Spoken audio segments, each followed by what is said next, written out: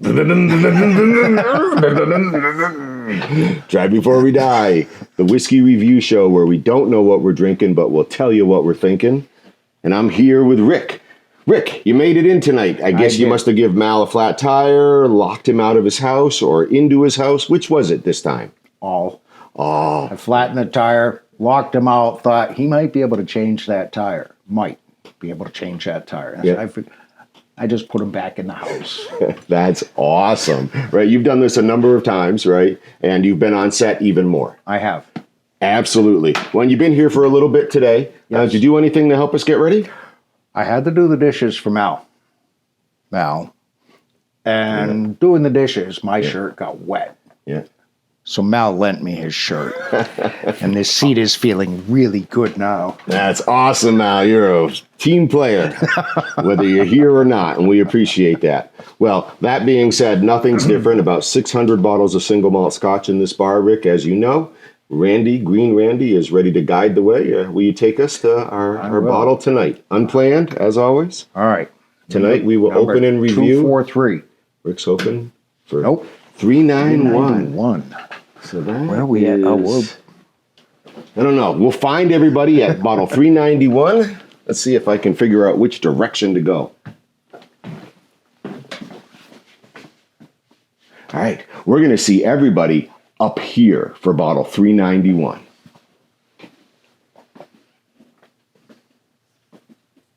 Good. It's right here. 386, 395, 391. This brings us to this Jura. When Johnny goes marching home. Jura. I think that's how you're supposed to pronounce this. This is their 12-year-old. It's a core release. This is coming in at 40% ABV. As we know, Jura is from the islands region because Jura is an island. And this is the only distillery on the island. I believe only 200 people live there and a whole lot of deer. But we'll get this bottle opened with Rick back at the bar and we'll see what we think. Jura, 12-year-old. Hey, Rick. Hey, sometimes you don't have to go far. I imagine you heard what we're drinking. I did. Yeah, a Jura. Their 12-year-old, a 40%. Looks like we're in a white oak ex-bourbon with Oloroso sherry cask finish. Now, I think you've had a Jura with us before. I have had a Jura with you before. I feel like it was at the Bay or the Sound. It was a part of, I think, a travel exclusive, a duty-free series. Yeah. There's the Road, the Paps, the Bay, and the Sound. And I feel like we had the Road, the Bay. We'll find out. All right, you ready? All right, so this is a core release 12. Oh, the cork is very tight. All right. I think we might make it. Yep, feels good. It's fighting back. Good pop. That was good. And that was you can see on my fingers, right? It came out all over. That's good. All right. Oh. Ooh. It just dumped out. It's like emptying a cask into the spillway.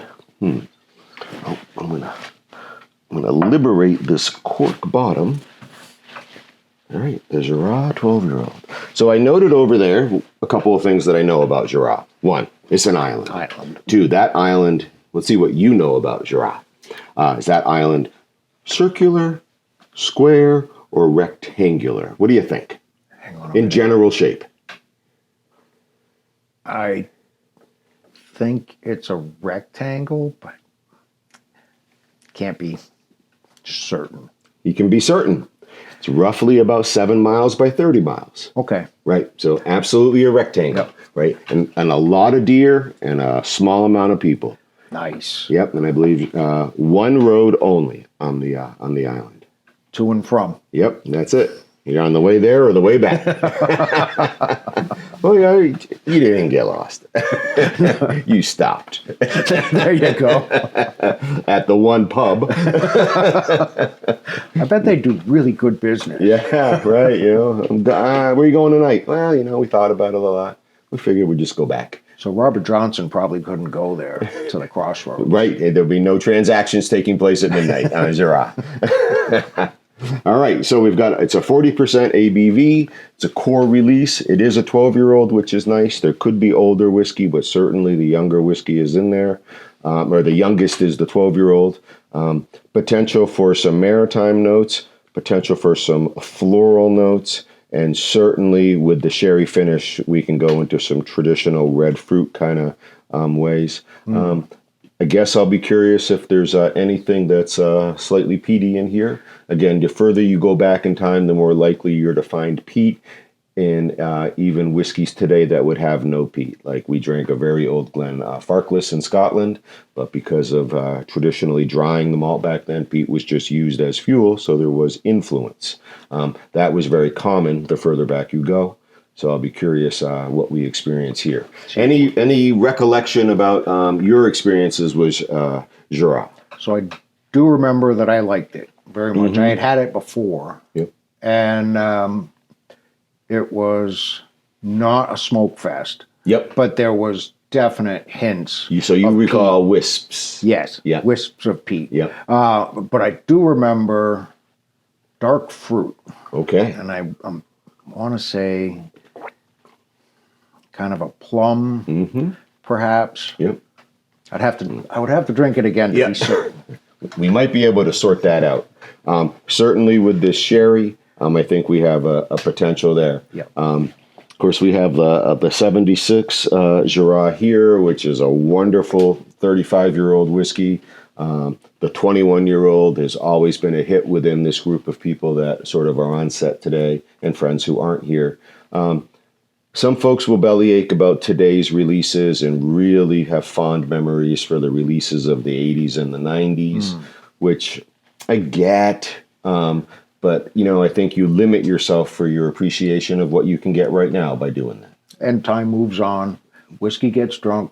Yep. You need to go with some of the fresher bottles. Right, you got to see what else is happening, and I like that. And time moves on. Find your new favorite. Yeah, find today's favorite. What is we have a friend in Nashville who will be like, "This is the best I've ever had right now," right? And whether he's talking about a meal or an experience, he really lives in the moment. Nice. Which is a nice perspective. Yeah. Let's live in the moment. All right, hold on. So, well, let's just. What do we got for a color? Right. There's a likelihood we may be in a colorized whiskey here. This may have some E150, and we'll see if we can find that out. But the color they were after, or that's been achieved, I'd say an amber. Yeah. Light amber. Yep, it certainly is. Maybe in that light to medium amber boundary.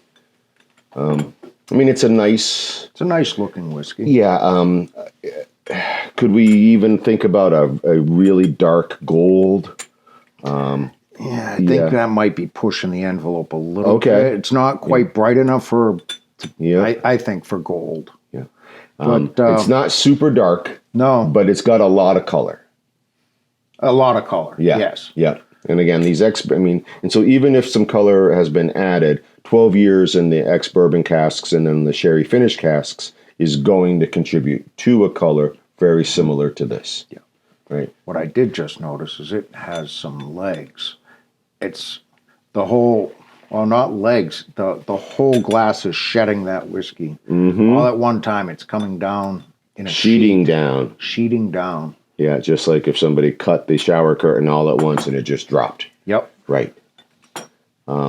Again, coloration will often be added when a distillery is anticipating releasing a lot of a spirit and just wants it always to be consistent in its consumer's approach visually. There you go. Nothing to do with flavor. Right. All right. Well, shall we see if we have any hints of peat or what we're picking up? Okay. All right.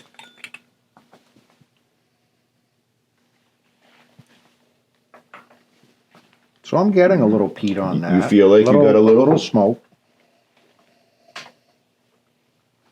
but a sweeter smoke. Right. Certainly the sweet. I can't definitely say you're wrong on peat, but I'm not agreeing either. So definitely florals. Yeah. It's light. It's fragrant.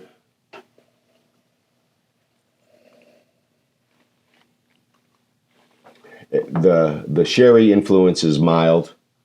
Yeah. Right. You know, the American bourbon, the ex-bourbon, I think is coming through a lot more in the sweetness. It's more of a, I don't want to say, well, maybe I do want to say, more of a vanilla sweet rather than a dark sweet. Yeah. Yeah. Yeah, nice analogy. Yeah. I'm anticipating an equally as mild palate. Yeah. Right. That's Right. a good assumption on this. Right. We're not gonna be fighting ABV. I don't think that we're gonna be into some exotic palate. I think we're gonna have something pretty mild. I think in some ways, I hope that there's some oil in the mouth. Yeah, and I think there will be with that. The way it's dropping. The way it's dropping off Yeah. the side of the glass. I think that's what we're going to get for a mouthfeel. I don't think it's going to be a buttery Yeah. kind of smooth feel like that. Yeah. So I think we might get an oily kind of a feel to it. Let's see if I've done a good pour.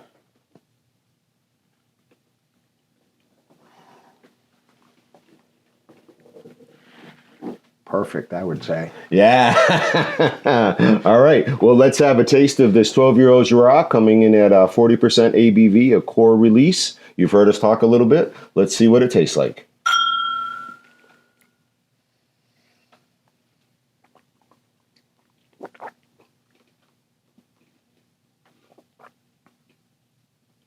More on the mouth than on the nose. Yeah, much And more. Something chocolatey just happened.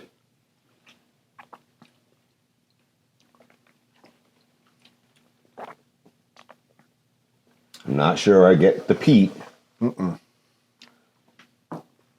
There's that dark chocolate. Yeah, right up front. There is more here than there is on the nose. There is more here than a 40% ABV. Yes, that's a nice profile right there. Yeah. That's It's impressive how the nose is the bourbon cask, but the taste really seems to be connected to that sherry cask. definitely connected to the sherry cask. There is some dark fruits in there. I agree. Along with that chocolate. And it's mildly oily. Yes. It's not thin. Yeah, it's not thin. Yep. It's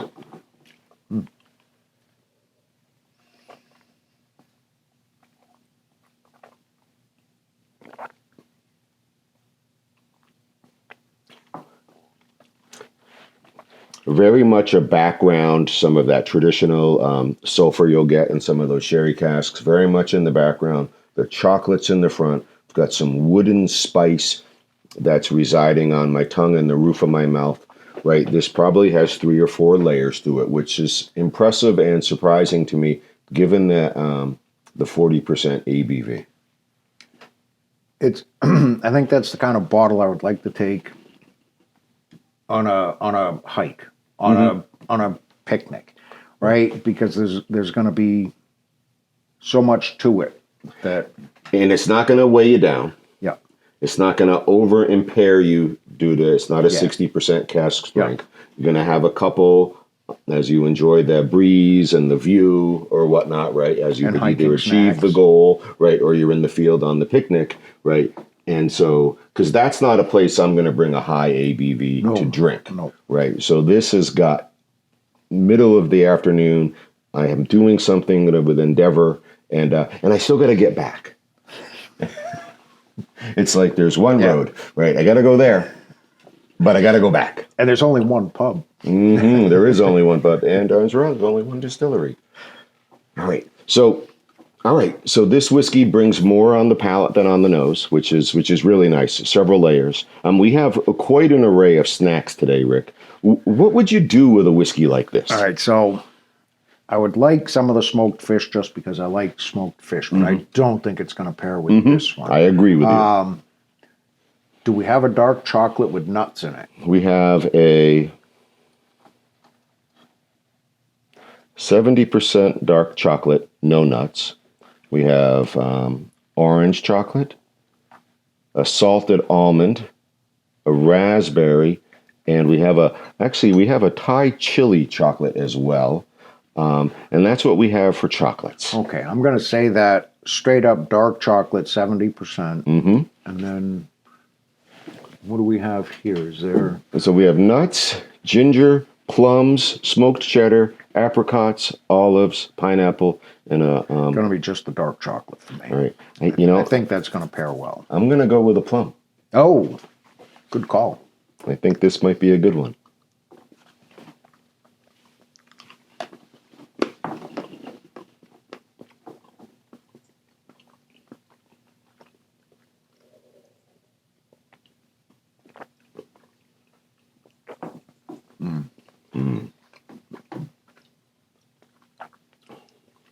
That goes really well with Did dark that work? chocolate. Okay. Really All right. well. What I like is the uniqueness of the dried plum, right? As the whiskey opened it up, it allowed the spiciness of the whiskey to come out further, and the plum just really accentuated that sherry finish, which sort of allowed there to be this chocolate, dried, dark fruit happening, right? Because there's already chocolate in this drink. There's a lot more to that whiskey than meets the eye. Right, and some folks might turn their eye at a core release 12-year-old, 40% ABV, feeling like, is color added? I'm out, right? And then, you're limiting yourself. You're missing an opportunity to try something. Yeah. Yeah. That's a really nice whiskey. Yeah, I'm absolutely enjoying this glass of Jura. In fact, I'm glad I don't have to go marching home, Jura. I'm already here, Jura, and now we know why I don't sing. All right, should we? But now the nose, though, like you were saying, the nose was really light, so you can't judge it by the nose either, right? Right. I mean, You have to have the whole experience. You have to have the whole experience, right? And before balance. You can say yes or what no. do I know? What do I see? What am I being told? What do I think is happening? What's happening? Right. And what's happening is different than what you would think at face value. Absolutely. Yeah. Okay. Well, shall we see what the crew has for us? Let's see what the crew.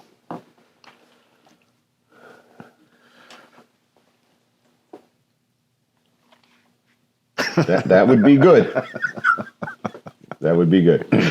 May we all be who our dogs think we are. Woof. Woof. Reliable, dependable, right? Or maybe if you don't, oh, you're still hungry? So the Jura, this 12-year-old, this 40% ABV, really reminding us, don't take the experience at face value. You have to have the experience. And this experience is pleasant, worked really well with a dried plum, and you think with that dark chocolate? Yeah. Equally as well? Absolutely. Yeah. I will be trying a dried plum with some a little later. And maybe. I'll be having some chocolate too. With